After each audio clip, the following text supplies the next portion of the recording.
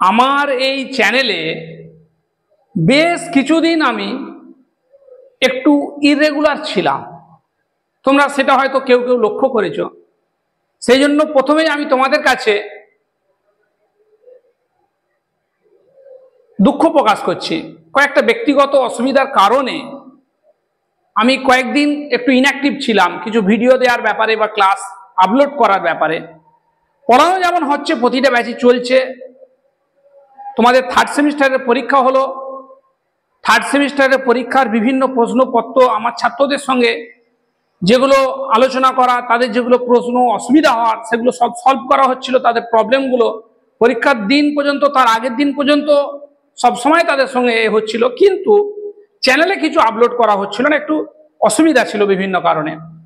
যাই হোক, আমাদের সকলের কাছে যারা থার্ড সেমিস্টার পরীক্ষা দিয়েছো তাদের কাছে একটা খুব সুখবর, এবং আমারও কাছে বা আমাদের মতো যারা পড়াই তোমাদের, তাদের কাছে খুব সুখবর যে থার্ড সেমিস্টারের কোশ্চেনটা ভেরি ভেরি ভেরি ইজি হলো। থার্ড সেমিস্টারের যে 3টে পেপার ছিল, 3টে পেপারের question paper very easy question paper হলো। এটা আমাদের সকলের কাছে খুব আনন্দের। তোমরাও আশা করি বুঝতে পেরেছো। আমরা এতদিন পড়িয়ে আসছি, প্রায় 2002-1 সাল থেকে পড়িয়ে আসছি, 1-2 সাল থেকে পড়িয়ে আসছি। তো তার মধ্যে এত ইজি কোশ্চেন এই প্রথমবার দেখলাম। সবাই খুব ভালো অ্যান্সার করেছো, যারা যেরকম পড়াশোনা করেছো নিশ্চিত সেরকম পারবে, কিন্তু মোর অর লেস সকলে ভালোই অ্যান্সার করেছো মোটামুটি। যে অনেকে ফাঁকি দেওয়া সত্ত্বেও কিন্তু আমি যাদের সঙ্গে কথা বলে দেখলাম যে প্রায় সকলেই ভালোই কোশ্চেন অ্যান্সার করেছো। যাই হোক, এটা একটা ভালো খবর। আর এই ভালো খবরের সঙ্গে সঙ্গেই একটা খুবই খারাপ খবর আমাদের কাছে আছে। আমরা যারা পড়াশোনার সঙ্গে জড়িত আছি তাদের সকলের কাছেই একটা খারাপ খবর আছে। শুধু সকলের কাছে নয়, আমার একটা খুবই খারাপ খবর যে আমার এই যে 26,000 যে শিক্ষকের চাকরি গেল, তার মধ্যে যারা যোগ্য প্রার্থী ছিল ওদের মধ্যে প্রায় 9 করে আমার ডাইরেক্ট যাদের সঙ্গে রোজের যোগাযোগ, এমন 13-14 জন স্টুডেন্ট ছিল যারা প্রথম থেকে পড়াশোনা খুব ভালোবেসে অঙ্ক নিয়েছিল। অনেকেই অন্যান্য সাবজেক্ট পেত, অনেকেই ইঞ্জিনিয়ারিং পেয়েছিল, ভালোবেসে তারা অঙ্ক অনার্স পড়ছিল, এবং তারা শিক্ষকতা পেশাকে ভালোবেসে তারা শিক্ষক হয়েছিল। সেই সময় তারা ইচ্ছা করলে, চেষ্টা করলে, বা কেউ কেউ পেয়েও ছিল ব্যাংকিং বা রেলের বা অন্য কোনো সরকারি চাকরি তারা পেয়েও ছিল, কিন্তু টিচার হবে বলে তারা ওই সব চাকরি থেকে অ্যাভয়েড করে টিচিং প্রফেশনটাকে নিয়েছিল। কিন্তু আমাদের কি বলবো, আমাদের দুর্ভাগ্য যে তাদের আজকে চাকরি নেই। তারা অনেকেই কেন, সকলেই ফ্যামিলি মেম্বার, সকলেরই ওয়াইফ আছে, ছোট ছোট ছেলে মেয়ে আছে, বয়স্ক বৃদ্ধ বাবা মা আছেন, অনেকেই লোন নিয়ে বাড়ি করেছে। আমার ছাত্র একদম তাদের সঙ্গে রোজের দেখা, খুব দরিদ্র, অনেক দরিদ্র ফ্যামিলির ছেলেরাও ছিল, দেখা গেছে গরু বিক্রি করে বিএড করেছে। এরকম তো কত খবর আছে। তো যাই হোক, তাদের আজকে চাকরি নেই, তাদের নিয়ে খুব ব্যথিত। কিছু ভালোই লাগছিল না, কিন্তু ভালো লাগছে না বললে তো হবে না। তোমাদের যাদের পড়াচ্ছিলাম তাদের তো পড়াতে হবে। যাই হোক, তোমরা এইসব নিয়ে খুব বেশি কিছু ভাববে না। পরিস্থিতি আমাদের এই যে, আমাদের বিশেষ করে বাংলার ইয়ং জেনারেশন কি করব আমরা এখন, এ নিয়ে কিন্তু আমরা খুব চিন্তিত। মনে হচ্ছে তোমরাও খানিকটা এই নিয়ে চিন্তিত হবে, স্বাভাবিক। খবর তো পাচ্ছ, কারণ তোমাদেরই স্যারেরা, যাদের কাছে তোমরা পড়েছো, স্কুলে পড়েছো, যাদের কাছে প্রাইভেট টিউশনে পড়েছো, তোমাদের পাড়ার সিনিয়র দাদারা, তাদের এই অবস্থা হয়ে গেল। যেখানে দেখা যাচ্ছে 11 সালের পর থেকে একবারই স্কুল সার্ভিস, একবার হয়েছিল 13 সালে, একবার হয়েছিল 16 সালে হয়েছিল। তো 13 সালে স্কুল সার্ভিস কমিশন পরীক্ষা হয়েছিল, তারপর 16 সালে। এই এত বছরের মধ্যে 2011 থেকে 2025, এই 14 বছরের মধ্যে মাত্র 2বার হয়েছিল, যার মধ্যে একবার 2026-এর 2016 পুরোপুরি প্যানেলটা ক্যান্সেল হয়ে গেল। অথচ তার আগে আমরা দেখেছি প্রতি বছর প্রায় স্কুল সার্ভিস কমিশন পরীক্ষা হতো। আমি ব্যক্তিগত আমার ক্ষেত্রে বলছি, আমি অনার্স পাস করেছি 2000 সালে, আমরা 2002 সালে চাকরিতে জয়েন করেছি, এবং ওই সময় আমরা সেকেন্ড এসএসসি, 1999 সালে ফার্স্ট এসএসসি, 2001 সালে সেকেন্ড এসএসসি, আমরা সেকেন্ড এসএসসির ক্যান্ডিডেট। তো যাই হোক, ওই সময়টা করে প্রায় 2010 পর্যন্ত, মানে অনার্স পাস করা, এমএসসি পাস করার 1-2 বছরের মধ্যেই ছেলেরা স্কুলে চাকরি পেয়ে যেত। সেই জন্যে প্রচুর ছেলেরা, তখন অনেক ছেলেরা চোখ কান বুঝে এইচএস পাস করার পর অনেক ভালো ভালো ছেলে অনেক জায়গায় চান্স পাওয়া সত্ত্বেও তারা কি করতো, তারা ম্যাথামেটিক্স অনার্সটা ভর্তি হতো, অন্যান্য অনার্সও ভর্তি হতো। কিন্তু আমাদের এদিকে যেহেতু আমরা কয়েকজন মিলে ম্যাথামেটিক্স অনার্সটা পড়াই, যেহেতু তাদের টিউশন পড়ার ক্ষেত্রে খুব অসুবিধে হবে না, কাছাকাছি আমরা যেহেতু পড়াই, আমি পড়াই, আমার আরও 2-1 বন্ধু বান্ধব আছে, আমরা যেহেতু পড়াতাম, তাহলে ম্যাথামেটিক্স অনার্সটা তারা নিত। এবং জানে কিছু হোক না হোক, আমরা কিছু পাই না পাই, এসএসসি পরীক্ষাটা দেবো, একটা স্কুল টিচার হয়ে যাব, ঠিক আছে, এই চিন্তা ভাবনা থেকে, এটা অ্যাসিওর, এই চিন্তা ভাবনা থেকে তারা, সাধারণ ফ্যামিলির ছেলে, গরিব ফ্যামিলির ছেলে, কলকাতায় গিয়ে পড়তে পারবে না, বহু টিউশন রাখতে পারবে না, কেমিস্ট্রি হলে মিনিমাম 4টে টিউটর রাখতে হতো, ফিজিক্স হলেও 3-4টে টিউটর রাখতে হতো, আমাদের এই জায়গার কথা বলছি। কিন্তু আমরা ম্যাথামেটিক্স অনার্স বরাবর আমরা একজনেই সব পেপার পড়িয়ে দিয়ে এসেছি।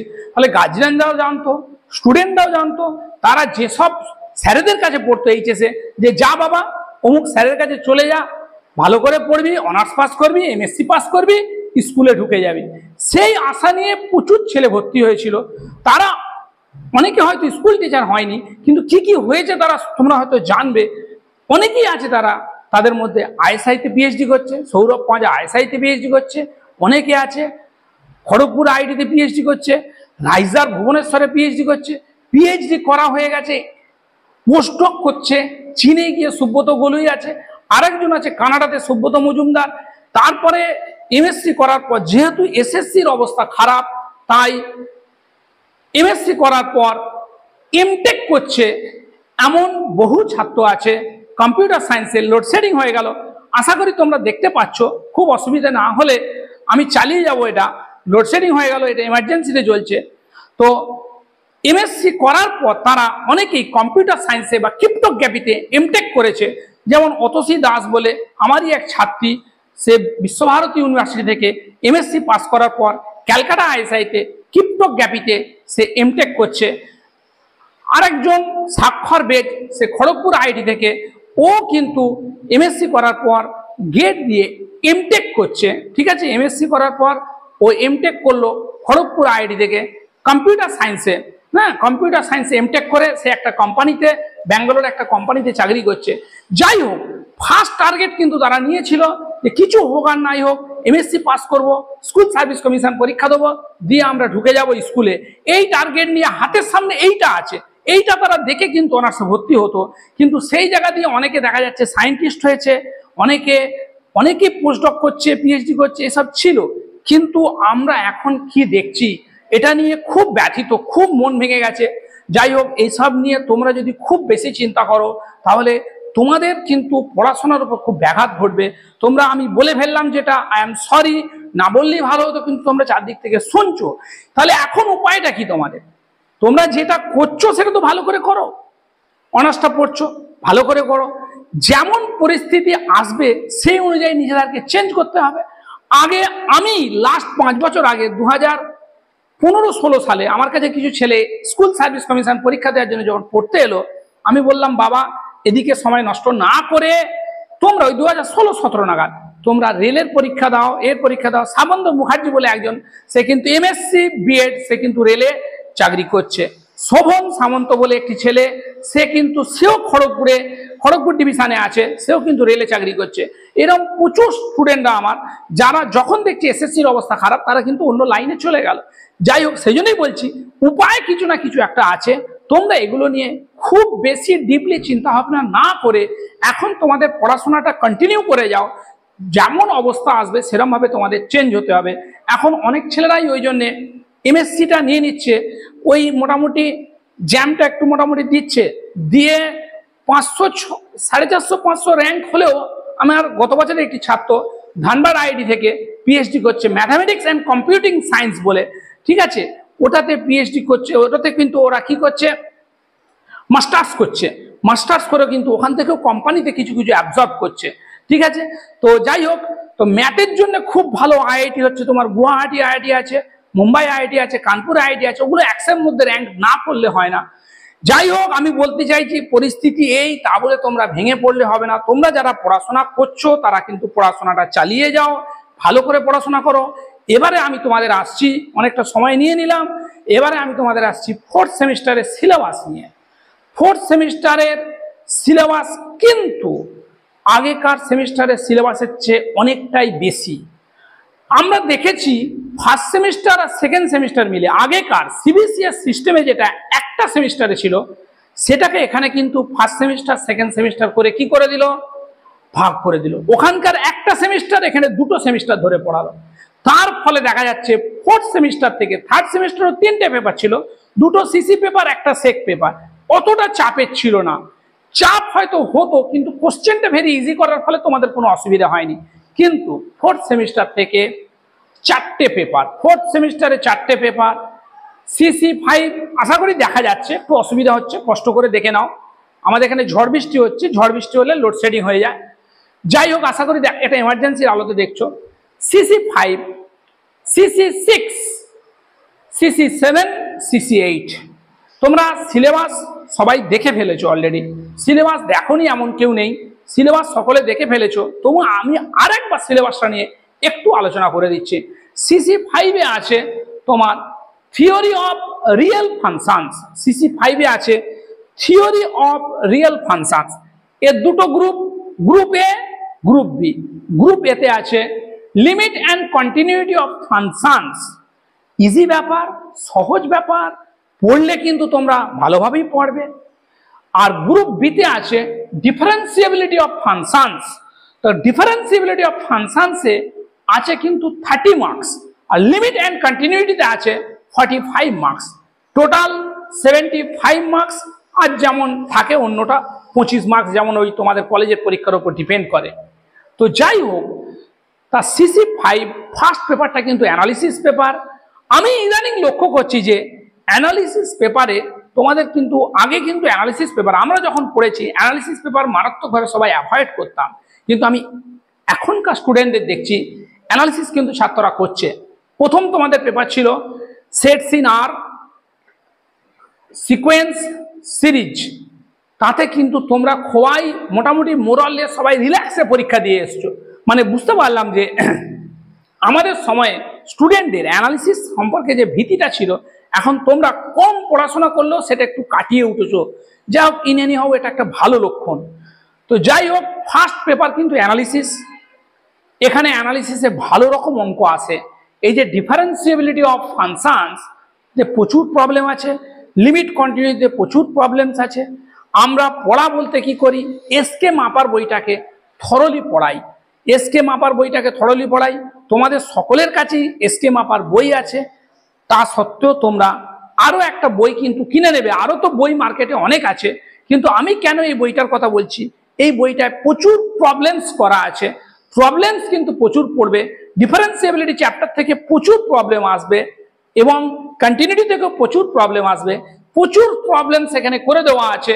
এই বইটা আমরা তো এসকে মাপার বইটা থরলি সমঙ্গ করাই। গতবার যেমন দেখেছিলে, ইউটিউবে বেশি আপলোড করা হয়নি, কিন্তু চ্যাপ্টার ওয়াইজ অঙ্ক আমরা ধরে ধরে ক্লাসে ম্যাক্সিমাম করিয়ে দেওয়া হয়।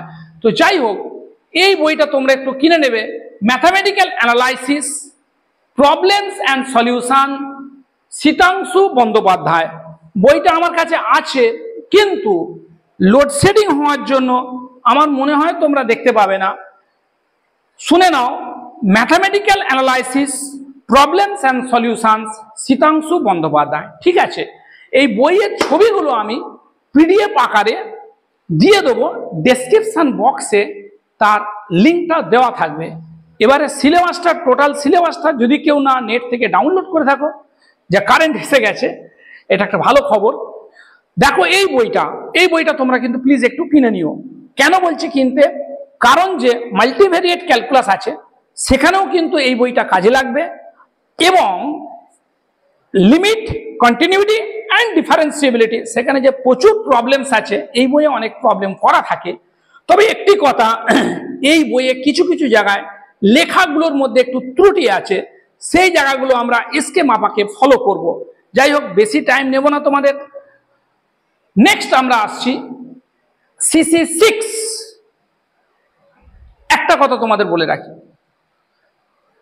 আমি ইদানিং লক্ষ্য করছি যেটা মেকানিক্যাল পেপার, এই ডায়নামিক্স অ্যান্ড স্ট্যাটিক্স, CC6 হচ্ছে dynamics and statics, statics 1, particle dynamics 1। Statics এবং ডায়নামিক্স এটা মেকানিক্সের মধ্যে আছে, এটা কিন্তু মেকানিক্যাল, যান্ত্রিক ভাবে করা যায়। সাবজেক্টের ভিতরে খুব বেশি না ঢুকেও অল্প অল্প কিছু বুঝে এই সাবজেক্টটাতে প্রসিড করা যায়। কিন্তু আমি ইদানিং লক্ষ্য করছি লাস্ট 4-5 বছর তোমরা অ্যানালিসিস ভালো করছো, কিন্তু ডিনামিক স্ট্যাটিক্স খুব একটা ভালো করে কেউ করছো না। ডিনামিক স্ট্যাটিক্স সম্পর্কে যেন তোমাদের ভীতি বেশি হচ্ছে, কিন্তু পেপারটা খুব ইজি। তার আমি একটা কারণও জানি ডিনামিক স্ট্যাটিক্সে কেন তোমাদের ভয়। তোমরা অনেকে ফিজিক্সে যে মেকানিক্স বলে চ্যাপ্টারটা ছিল বা বলবিদ্যা খুব একটা ভালো করে, ফিজিক্স খুব একটা ভালো করে পড়ছো না বা পড়োনি এইচএস সেকশনে। বলবিদ্যার জায়গাটা তোমাদের একটুখানি মানে দুর্বলতা থাকার জন্য এখানে যেন তোমাদের মনে হয় কি সব বলছে। কিন্তু আমরা যতদূর পড়াই, আমাদের যদি পুরনো কোনো ভিডিও দেখো আমার চ্যানেলে, তাহলে দেখতে পাবে যে কতটা ডিটেলসে খুঁটিয়ে খুঁটিয়ে পড়ানো হয়। তোমাদের কোনো অসুবিধা হওয়ার কথা নয়। ডিনামিক্স এবং স্ট্যাটিক্স এর সিলেবাসটা কিন্তু খুব বেশি সিলেবাস আছে। আমি প্রথম দিনই বলে আসছি, ডিনামিক্স এবং স্ট্যাটিক্স এখানে তোমাদের পার্টিকেল ডিনামিক্সে মার্কস ডিস্ট্রিবিউশনটা বলে দেয়নি, কিন্তু মনেই হচ্ছে যে না, মার্কস ডিস্ট্রিবিউশন বলেনি পার্টিকেল ডিনামিক্সে।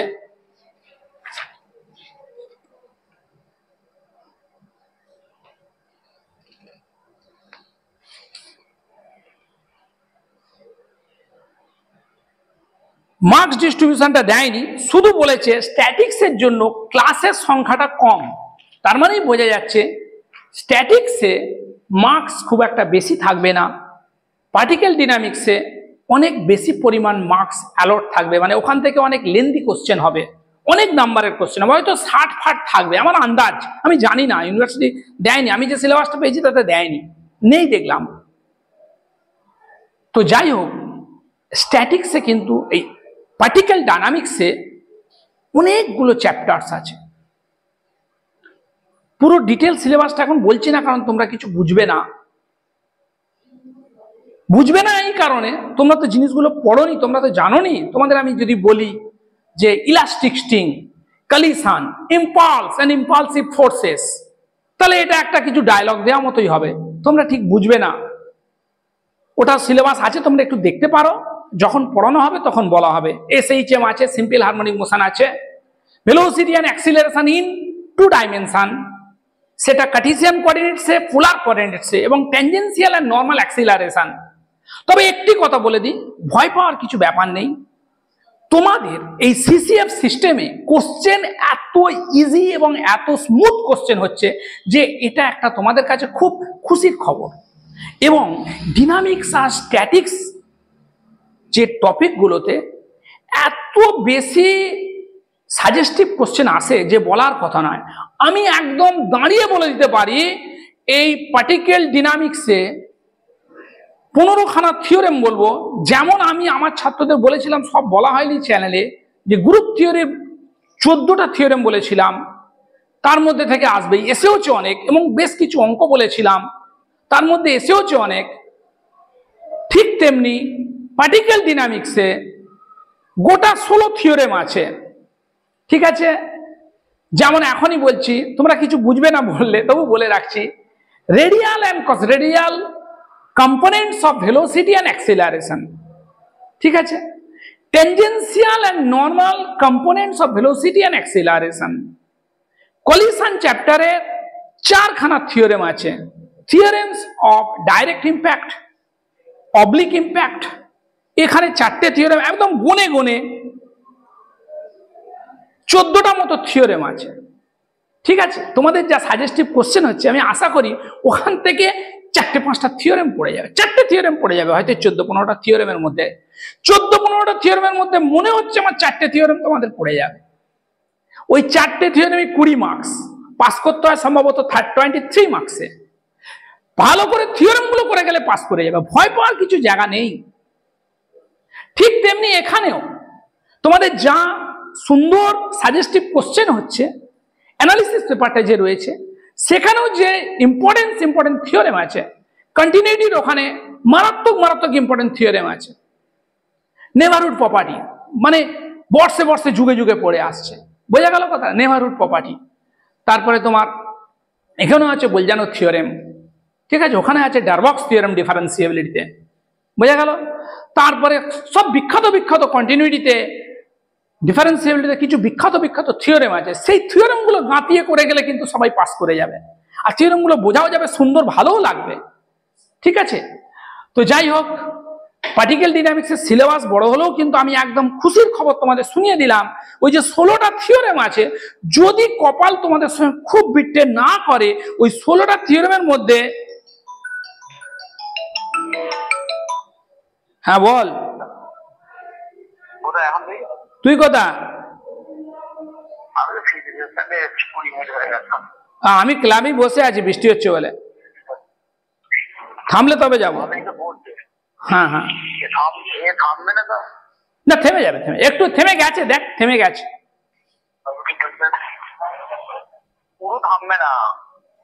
একটু ওয়েট কর না, আর 5-7 মিনিট ওয়েট কর, থেমে যাবে।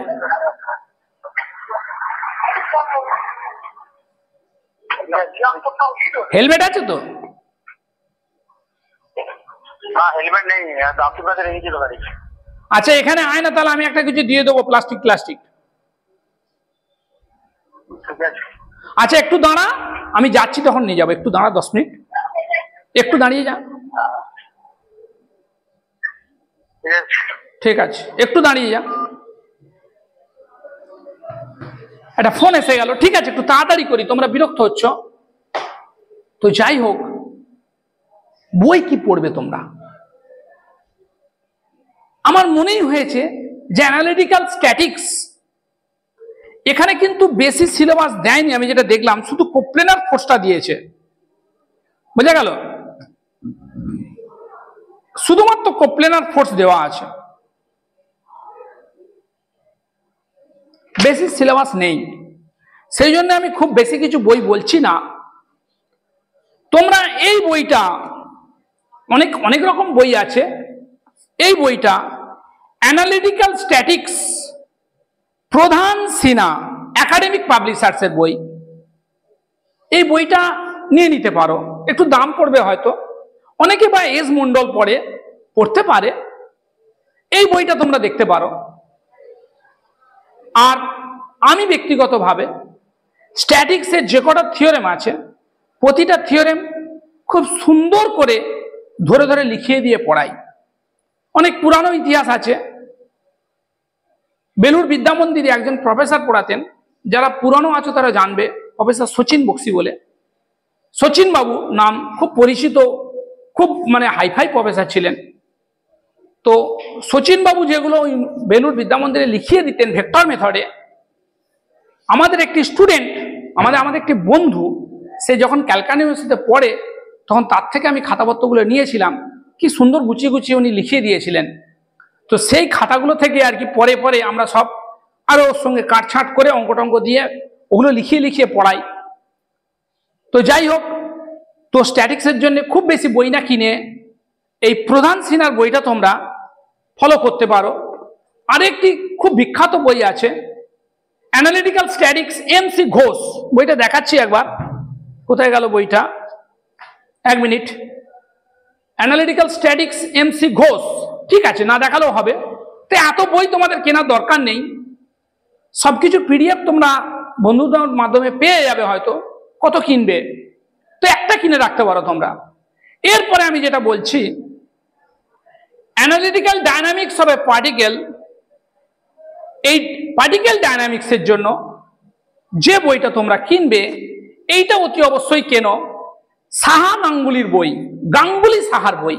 কেন গাঙ্গুলি সাহার বইটা আমি কিনতে বলি ছাত্রদের, যতদিন পড়িয়ে আসছি 2001-2 সাল থেকে, কেন গাঙ্গুলি সাহার বইটা কিনতে বলি, গাঙ্গুলি সাহার বইয়ে প্রচুর অঙ্ক করে দেওয়া আছে এবং লেখালেখিগুলো খুব ফুটিয়ে সুন্দর করে ধরে ধরে, বিশেষ করে পার্টিকেল ডাইনামিক্সের জন্য ধরে ধরে উনি লিখে গেছেন।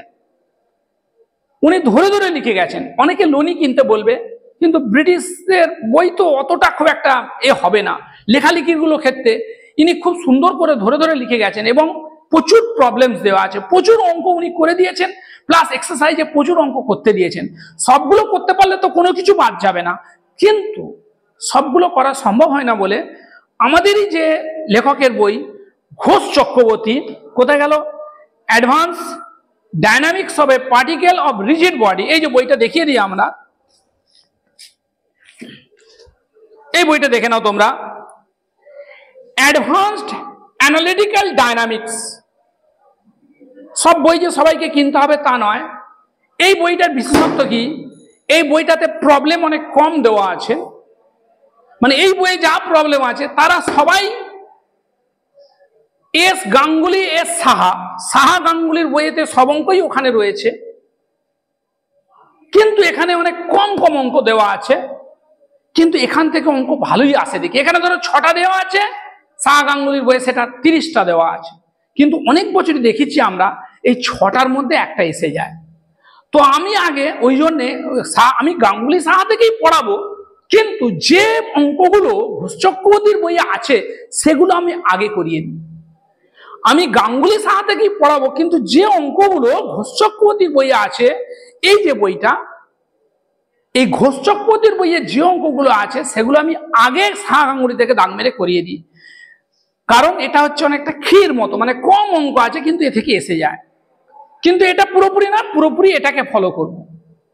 যাই হোক, স্ট্যাটিক্সের জন্য বই বলা হলো, ডায়নামিক্সের জন্য বই বলা হলো। এরপরে আসছি CC7 multivariate calculus 1 and partial differential equations।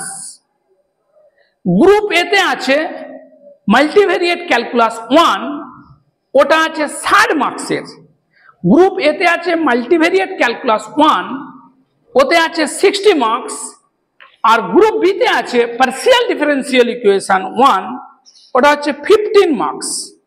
ঠিক আছে, তো পার্সিয়াল ডিফারেন্সিয়াল ইকুয়েশনটা খুবই সহজ এবং মাল্টিভেরিয়েট ক্যালকুলাস 1টাও খুবই সহজ। তো মাল্টিভেরিয়েট ক্যালকুলাস 1 এর জন্য দুটো বই তোমরা ফলো করবে। মাল্টিভেরিয়েট ক্যালকুলাস 1টাতে আছে 60 মার্কস, ফলে তোমরা মাল্টিভেরিয়েট ক্যালকুলাস 1 এর উপর ভালো করে ফোকাস করবে, যেহেতু ওতে 60 মার্কস আছে। ওতে ওপেন সেট, ক্লোজ সেট দিয়ে অনেক কিছু দিয়েছে, পুরো লেন্থি সিলেবাস করে দিয়েছে একদম। ঠিক আছে, মাল্টিপল ইন্টিগ্রালটাকেও ঢুকিয়ে দিয়েছে, মাল্টিপল ইন্টিগ্রাল দিয়েছে, repeated integral, triple integral, volume and surface by multiple integral, এ সমস্ত জিনিস দেওয়া আছে, অনেক কিছু জিনিস দেওয়া আছে। দুটো আগে সিবিসিএস সিস্টেমে 2 বছরে যে সিলেবাসটা ছিল সেটাকে এবারে একটা বছরে করে দিয়েছে, 2 সেমিস্টারের সিলেবাসটাকে একটা সেমিস্টারে করে দিয়েছে। অসুবিধাটা কি হলো, আগে সিবিসিএস সিস্টেমে যেটা ফার্স্ট সেমিস্টারে ছিল সেই সিলেবাসটাকে ভেঙে সিসিএফ সিস্টেমে 2 বছর ধরে পড়ালো। ওখানকার ফার্স্ট সেমিস্টার ইকুয়াল টু এখানে হলো first semester plus second semester. আর এখানে কি হচ্ছে, আর এদিকে এসে ওখানে যে তার থার্ড সেমিস্টার ফোর্থ সেমিস্টার মিলে ছিল সে দুটোকে যোগ করে দিল ফোর্থ সেমিস্টারে, বা ফোর্থ ফিফথ মিলে যে অ্যালজেব্রা সিলেবাস সেটা করে দিল কোথায়, ফোর্থ সেমিস্টারে। সিলেবাসটা একটু বেশি হয়ে গেছে। যাই হোক, একটা আসার খবর, তোমাদের কোশ্চেন যা ইজি হচ্ছে, সিলেবাস বেশি হলেও তোমরা ওভারকাম করতে তোমাদের কোনো অসুবিধে হবে না। বেশি লেন্দি না করে আমি বইয়ের নামটা বলে দিই। এটার জন্য মাল্টিভেরিয়েট ক্যালকুলাস 1 এর জন্য যাতে 60 মার্কস আছে, এই যে বইটা অ্যানালিসিসের জন্য বলেছিলাম, শীতাংশু বন্দ্যোপাধ্যায়ের বই, এই বইটা কিনবে, এটা অনেকটা কাজ দেবে।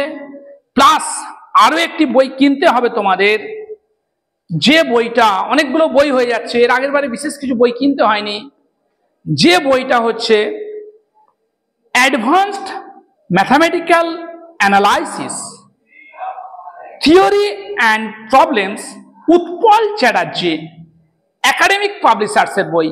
আমি বইটা দেখাচ্ছি, বইয়ের রংটা পাল্টে যেতে পারে, এটা সম্ভবত 10-12 বছর আগেকার বই। যখন কোম্পানি বইটা বের করে সঙ্গে সঙ্গে আমাদেরকে, আমরা যেহেতু বহুদিন ধরে পড়াচ্ছি, আমাদেরকে এই বই পাবলিশার্স থেকে দিয়ে যায়। তখনকার বই এটা। এখন বইয়ের রং নিশ্চয়ই পাল্টাবে, তোমরা সেটা থেকে ঘাবড়াবে না। বইয়ের হেডিং কি আছে? Advanced mathematical analysis, theory and problems, Utpal Chatterjee. এটাতে তোমরা কোনগুলো পাবে? এটাতে iterated or repeated integral, triple integral, cylindrical spherical coordinates, volume and surface area by multiple integral, এই সব জিনিসগুলো তোমরা এখানে পাবে এই বইটার মধ্যে। এই সেই বইটার ছবি। আশা করি তোমরা বইটা দেখতে পাচ্ছ। এই বইটা তোমাদের কিনতে হবে, ঠিক আছে? উৎপল চ্যাটার্জির advanced mathematical analysis, theory and problems, academic publishers. তো যাই হোক, আরো এই সব বই থেকে আমরা অঙ্ক করাবো। প্রচুর অঙ্ক রয়েছে, অনেক বই থেকে করানো হবে। মালিক অরোরার বই থেকে অঙ্ক করাবো আমরা। Maity Ghosh an introduction to analysis, integral calculus, Maity ঘোষের ইন্টিগ্রাল ক্যালকুলাস, এই সব বই থেকেও আমরা অঙ্ক করাবো। কিন্তু আমি তোমাদের এত বই কেনার কথা বলবো না, সব বই তো আমাদের কাছে রয়েছে। এসব বই থেকে পিডিএফ আকারে বিভিন্ন যখন যা প্রয়োজন হবে তোমাদের দেওয়া হবে। তারপর নোট তো আছেই। মানে এই সব পেপারের লাস্ট 20 বছরে যে triple integral, multiple integral calculation পড়েছে, তার পুরো অ্যান্সার সলিউশন করা পিডিএফ রয়েছে আমাদের কাছে। এরকম অনেক কিছু জিনিসেরই পিডিএফ আছে, যদিও ওগুলো ফট করে ফার্স্টে দিই না। পিডিএফ পেলেই তোমরা কি হবে, পিডিএফ পেলে লম্বা হয়ে শুয়ে ঘুমিয়ে পড়লে, সকালে উঠলে আবার ভাবলে পিডিএফ তো রয়েছে দেখে নেবো, সেই জন্য দিই না, বলি নিজেরা চেষ্টা করো করতে। যেমন তোমাদের অ্যানালিসিসের লাস্ট 20 বছরের সেট সিন আর সিকোয়েন্স সিরিজ এগুলো করা ছিল, আমি আমার স্টুডেন্টদের দিয়ে দিয়েছিলাম পিডিএফ, কিন্তু বিশেষ কিছু কাজ হয়নি, তোমরা সেরকম ভাবে দেখোনি। যাই হোক, কোশ্চেন খুব সহজ হয়েছে বলে তোমাদের কোনো প্রবলেম হয়নি। ওকে, এরপর আসছি partial differential equations. Partial differential ইকুয়েশনে অনলি 15 মার্কস আছে। তার জন্য আমি খুব বেশি বই কেনার কথা বলবো না, কিন্তু একটি বই আমি একটু তোমাদের লাইব্রেরি থেকে কিনে নেওয়া বা গুগল বুকস থেকে বইটা ডাউনলোড করতে বলবো তোমাদের। Introduction to partial differential equations, K Sankara Rao. ও তোমরা এখানে দেখতে পাচ্ছ না, বুঝতে পেরেছি আমি। এখানে আমার এটা হয়ে গেছে, বুঝতে পেরেছি। আমি কি বললাম, বইটার নাম তোমরা আশা করি শুনতে পাচ্ছ। আমি ছবিটা, বইয়ের ফ্রন্ট পেজের ছবিটা পিডিএফ এর মধ্যে দিয়ে দেবো, চিন্তা নেই তোমাদের। তোমরা দেখতে পাচ্ছ না এখানে, বুঝতে পেরেছি। Introduction to partial differential equations, K Sankara Rao. এটা পিএইচআই কোম্পানির বই। পিএইচআই কোম্পানি একটা নামকরা কোম্পানি, এই কোম্পানির বই, কে শঙ্করা রাও। এই বইটা তোমরা গুগল থেকে বা এ থেকে একটু ডাউনলোড করে নিও। আর আমাদের মাইতি ঘোষের যে ডিফারেন্সিয়াল ইকুয়েশন, চক্রবর্তী ঘোষের যে ডিফারেন্সিয়াল ইকুয়েশন, সেগুলো হাতের কাছে আছেই, ঠিক আছে? কেন কে শঙ্করা রাও এর বইটা কিনতে বললাম, কারণ তোমাদের 4th সেমিস্টারের যে সিলেবাস কভার হয়ে গেল, এ থেকেই কিন্তু তোমরা জ্যাম পরীক্ষার জন্য পুরোপুরি প্রিপারেশন নিতে পারবে। আর আমি এই পরীক্ষাগুলোর জন্য একটু প্রিপারেশন তোমাদের নিতে বলবো, কারণ যার কারণটা প্রথমেই তোমাদের আলোচনা করা হয়ে গেছে। আগে ছেলেরা কি করতো, অনার্সটা পাস করতো, করেই কিন্তু সঙ্গে সঙ্গে এমএসসি করেই কিন্তু স্কুলে ঢুকে যাওয়ার একটা প্রভিশন থেকে যেত। যেহেতু এই প্রভিশনগুলো আমাদের বন্ধ করে দিয়েছে, তাই আমাদের সব দিক চোখ কান একটু খোলা রাখতে হবে। কে শঙ্করা রাও একটা স্ট্যান্ডার্ড বই, ওখানে বিভিন্ন ধরনের প্রবলেম থাকে, ওই বইগুলো একটু দেখবে।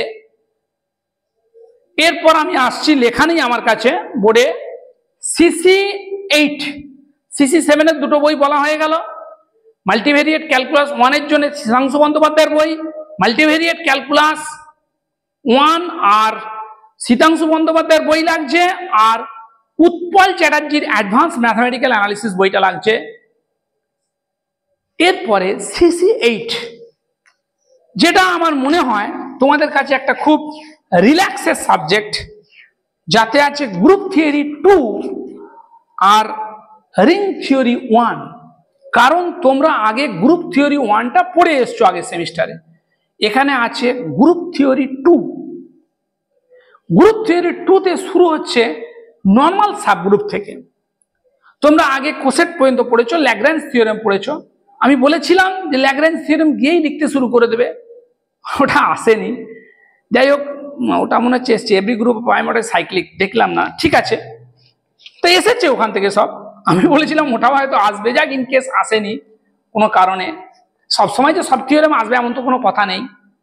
তো যাই হোক, ওর পর থেকে নর্মাল সাবগ্রুপ থেকে শুরু হচ্ছে, এবং গতবারে সিবিসিএস সিস্টেমের 5th সেমিস্টার পর্যন্ত যা গ্রুপ থিওরি ছিল সবটা দিয়ে দিয়েছে। সবটা দিয়ে দেওয়া মানে একদম শেষ করে দিয়েছে, গ্রুপ থিওরি পুরো শেষ পর্যন্ত দিয়ে দিয়েছে। Cauchy's theorem and finite abelian group, external direct product, internal direct product সবকিছুই দিয়ে দিয়েছে। তাই এর জন্য তোমাদের বই কি লাগবে? এসকে মাপা, ও তো আছেই। আর একটা বই আমাদের ক্যালকাটা ইউনিভার্সিটির নামকরা প্রফেসর, সেই প্রফেসর 3 জন প্রফেসর মিলে একটা বই লিখেছিলেন, সেই বইটা খুব কাজের। বইটা কিন্তু কলেজ স্ট্রিটে তোমরা কিনতে যাবে না, সবাই তোমাদের ঠকিয়ে দেবে। আগে বইটার নাম বলে দিই, fundamentals of abstract algebra. Fundamentals of abstract algebra, Malik, Mordeson and Sen. Malik, Mordeson and Sen, খুব বিখ্যাত বই। বইটা কেন কলেজ স্ট্রিটে কিনতে যাবে না বলে দিচ্ছি আমি। বইটা বহুদিন পাবলিশ হওয়া বন্ধ হয়ে গেছে।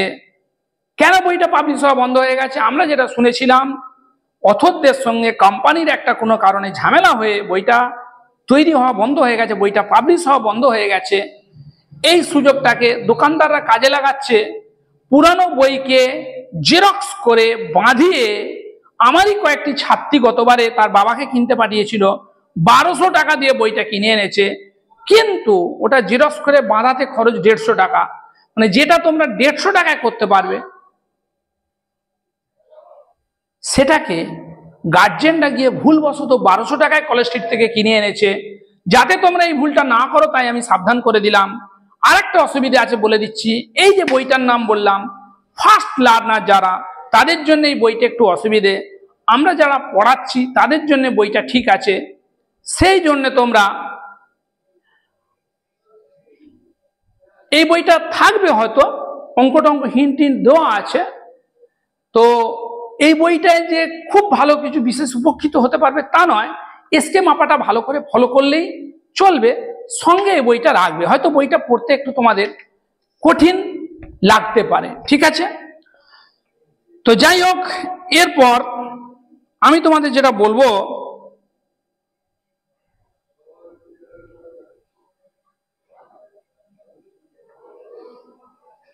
হাস্টিনও খুব কঠিন বই হয়ে যাবে।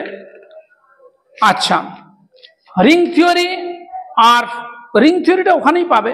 মাপাটা ভালো করে ফলো করো না, তোমাদের যা সহজ কোশ্চেন হচ্ছে খুব বিশেষ কিছু অসুবিধা হবে না, ঠিক আছে? মাপাটা ভালো করে ফলো করলে তোমাদের বিশেষ কিছু অসুবিধা হবে না, ঠিক আছে?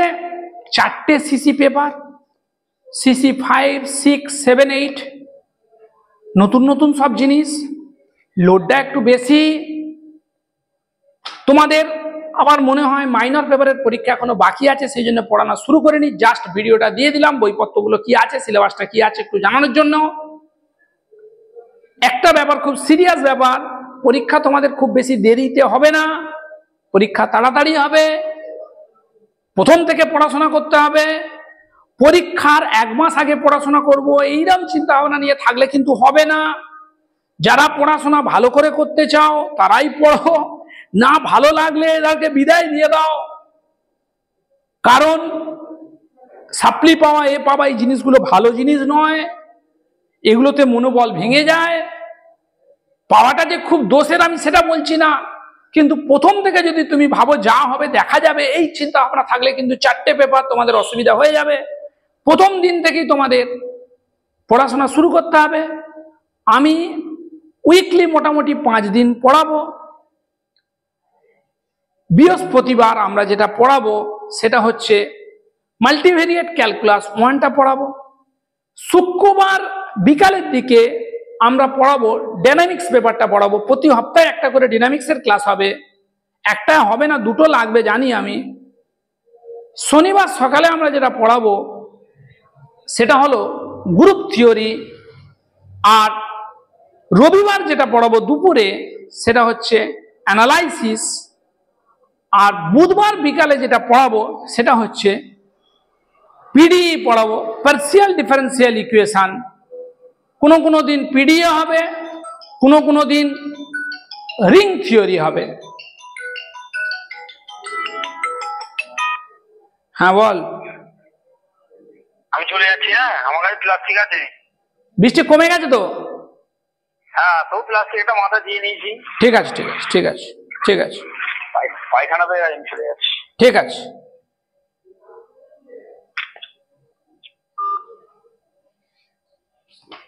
ওকে, ভালো করে পড়াশোনা করো। পারিপার্শ্বিক পরিস্থিতি কি হচ্ছে সেটা নিয়ে খুব বেশি নিজেরা চিন্তা করো না। তবে এটা ঠিক, আমাদের যারা নিউ জেনারেশন, আমাদের কিন্তু সজাগ থাকতে হবে কারা আমাদের এই ক্ষতি করছে, আমাদের কারা এই ক্ষতি করছে, কাদের জন্য আমাদের এই পরিস্থিতি হচ্ছে, সেটা আমরা সকলেই প্রায় কম বেশি জেনে গেছি যে কারা এই জিনিসটা করছে। আমাদের বাংলা, আমরা বাঙালি, আমাদের বাংলায় 350 বছর আগে ফরাসিরা এখানে এসে ব্যবসা করে গেছে। বাংলার সঙ্গে ঝাড়খণ্ড, বিহার, উড়িষ্যাকে মেলালে হবে না। তোমরা জানো ইতিহাস, 350 বছর আগে চন্দননগরে এসে ফরাসিরা ব্যবসা শুরু করে গেছে। সেইখান থেকে আমাদের শহর, আমাদের বাংলা সেইখান থেকে ডেভেলপিং, মানে 350 বছর আগে থাকতে আমরা উন্নত। আমাদের বাংলার ক্যালকাটা ইউনিভার্সিটি এক সময় বিশ্বের মধ্যে অন্যতম ইউনিভার্সিটি ছিল। বার্মা রেঙ্গুন পর্যন্ত যার কলেজ ছিল, যার বিস্তৃতি ছিল, সেই সব গৌরব আমাদের মধ্যে রয়েছে। আমরা বহু ডেভেলপ, মানে দেশ স্বাধীনের সময়ে টোটাল দেশের জিএসটি 30% কমিউট করতো আমাদের বাংলা, 30 থেকে 35। সেখানে আমরা দেখেছি লাস্ট 40 বছর এখানে শুধু বড় বড় ইন্ডাস্ট্রি সব বন্ধ হয়েছে। তোমরা জানো কি না বড় বড় ইন্ডাস্ট্রি ছিল হাওড়া, কলকাতায়, কি না বড় বড় ইন্ডাস্ট্রি ছিল। একটাও কোনো বড় ইন্ডাস্ট্রি নেই। একটি বড় ইন্ডাস্ট্রি টাটা কোম্পানি করবে বলে এসেছিল, তাকে এনেছিল তৎকালীন সরকার, বুঝেছিল বাংলায় দরকার বড় বড় ভারী ভারী শিল্প, না হলে বাঙালি নিউ জেনারেশন কি করবে তারা লেখাপড়া শিখে? এতগুলো বিটেক কলেজ, এতগুলো বিই কলেজ, এতগুলো ডিগ্রি কলেজ, এতগুলো ইউনিভার্সিটি, ছেলেপুলে করবে কি? কয়েকটা বড় ইন্ডাস্ট্রি এখানে দরকার। জানো তোমরা, আমাদেরই কাছাকাছি, শহরের কাছাকাছি সিঙ্গুরে নতুন ফ্যাক্টরি করার জন্য টাটা কোম্পানি এসেছিল, কিন্তু রাজনৈতিক অস্থিরতার কারণে সে শিল্প আমাদের এখান থেকে চলে যায়। সেই দিয়েই আমাদের এখনকার সিস্টেম, সরকার শুরু হয়েছে সেই শিল্প চলে যাওয়া থেকে। তারপর আরো বেশি করে আমরা ধ্বংসের দিকে এগিয়ে যাচ্ছি।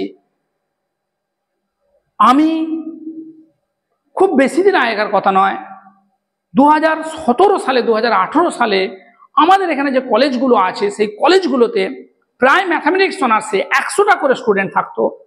এখন সেই কলেজগুলোতে কোনোটায় 10টা স্টুডেন্ট, কোনোটায় 6টা স্টুডেন্ট, আবার এমন অনেক কলেজ আছে যেখানে একজন স্টুডেন্ট। তার মানে কি, স্টুডেন্টরা পড়াশোনা করছে না, তারা কোনো দিশা পাচ্ছে না। এমতো অবস্থায় এই পরিস্থিতি থেকে, এই পরিণতি থেকে আমাদেরই চেষ্টা করতে হবে কি করে আমরা এই জায়গা থেকে আমরা পাল্টে, আমরা পরিবর্তন করে এটাকে আমরা কাটিয়ে উঠতে পারি। আমাদের নিউ জেনারেশন না হলে আমরা কি করব? ঠিক আছে, এগুলো চিন্তা ভাবনা একটু মাথার মধ্যে থাকবে, কিন্তু নিজেদের কাজটা তোমরা খুব ভালো করে করার চেষ্টা করো। কারণ নিজেরা যদি দুর্বল হয়ে যাও, এই পরিস্থিতির মধ্যে থেকে নিজেরা যদি দুর্বল হয়ে যাও, নিজেরা যদি নিজেদের কাজটা ভালো করে না করতে পারো, তাহলে কিন্তু আর কোনো কিছু করা যাবে না। কারণ আমি যদি দুর্বল হয়ে যাই, আমি যদি না খেতে পাই, আমি যদি না কিছু করতে পারি, তখন আমি আর কি করে কিছু করব, পাল্টা কিছু করব, তাই না? কি করে পাল্টাবো? তার ফলে তোমরা যে কাজটা করছো সেই কাজটা খুব ভালো করে করো, সিরিয়াসলি করো, তারপর দেখা যাবে কি করা যায়। এটাকে, এই যে সিস্টেমটা চলছে, এই সিস্টেমটাকে ইন এনি হাউ পরিবর্তন করতেই হবে, না হলে কিন্তু আমাদের আর কিছুই থাকবে না, শুধু অন্ধকার রয়ে যাবে। সেই জন্যে তোমরা যে যে কাজটা করছো, কারণ আমি তোমাদের যাদের সঙ্গে আলোচনা করছি তারা এখন 4th সেমিস্টার পড়বে, তোমরা 4th সেমিস্টারে পড়াশোনাটা খুব ভালো করে করো, সঙ্গে ওই জিনিসটা লক্ষ্য রাখো যে কারা আমাদের এই ক্ষতিটা করছে। ঠিক আছে, আর সময় নেব না, অনেকক্ষণ সময় নিয়ে নিলাম আজকে, অনেকদিন পরে এসে। আশা করি ভালো করে তোমরা পড়াশোনা করবে। কেউ আমার কাছে পড়তে চাইলে, ভর্তি হতে চাইলে আমার হোয়াটসঅ্যাপ নাম্বারে মেসেজ করবে, ভর্তি হতে পারো। আর তাছাড়া যে স্যারের কাছে পড়তেও পারো, কোনো অসুবিধা নেই। ওকে।